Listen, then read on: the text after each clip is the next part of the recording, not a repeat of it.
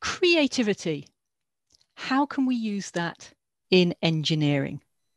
I'm Professor Lucy Rogers, and today I'm joined with Leigh-Ann Russell, the Chief Purchasing Officer from BP. Thanks for joining us.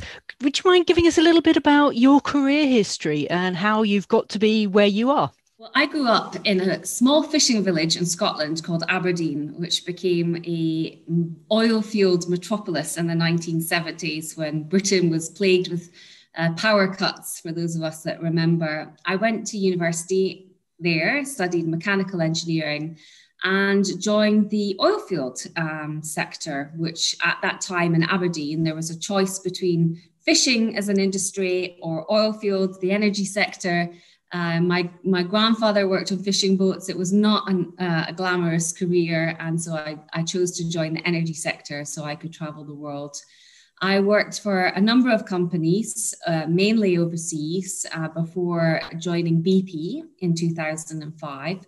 I spent 15 years with BP, mainly in engineering and operational jobs, but most laterally, I had a complete career pivot to work in our supply chain. And I currently lead our $30 billion supply chain across all of our activities in BP, from buying coffee cups for our petrol stations, all the way through to wind farms, electric vehicle charging points, to building massive projects in the desert and the Middle East.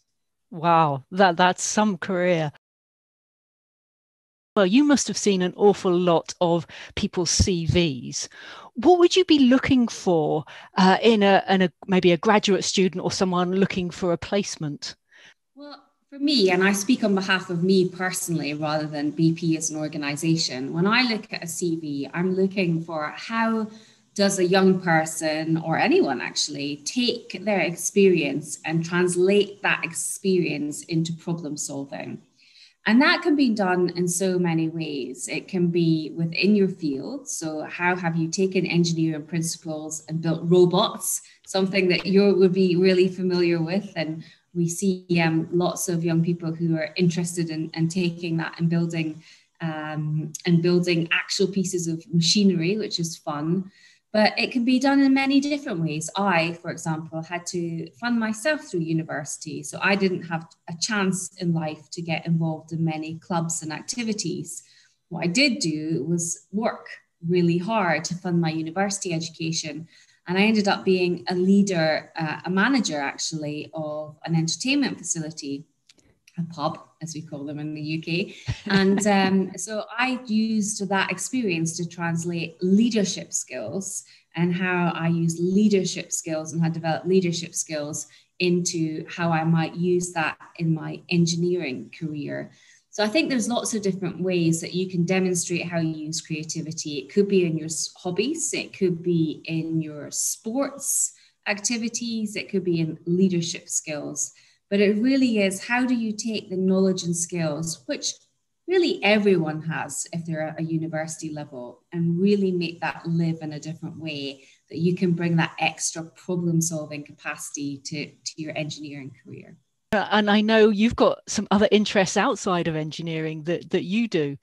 I mean, particularly late in life, as my daughter's got older and I've had some capacity to do other things, I think there's a huge benefit from really blending creativity in your personal life into your work life. And it's what I've really learned is there can be very tenuous linkages between what you do creatively and what you do in your work life.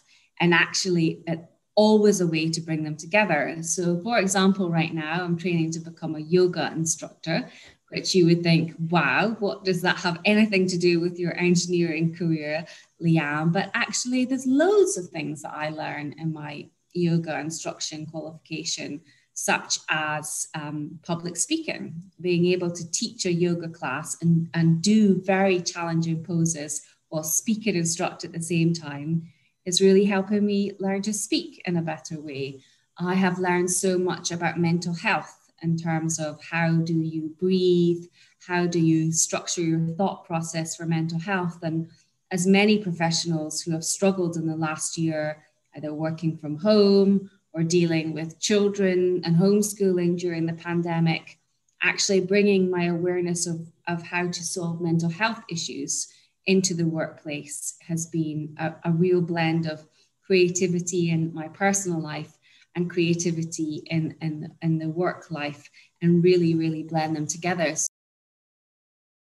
A young graduate asked me recently, she said, we're supposed to focus on our careers really hard in the first few years. And I'm really worried about pursuing hobbies because I feel like that would show that I'm distracted from my working career. And I'm absolutely against that. I do think we need to bring our whole selves to work, and we're most successful when we bring all of who we are into the workplace. And our hobbies and our interests and our family are just a massive part of that. The more that you can bring yourself to work in all of these different aspects, then I think the more powerful an employee and a team member you can be. And look at that example. Who would ever connect yoga to engineering? But actually, I find it's a wonderful blend of skills and learning. And I think maybe the key in that is learning and always growing and learning something different outside your comfort zone, and thinking about how you could apply that to your work practice. That's excellent. Leigh-Ann Russell, thank you very much for your thoughts on this.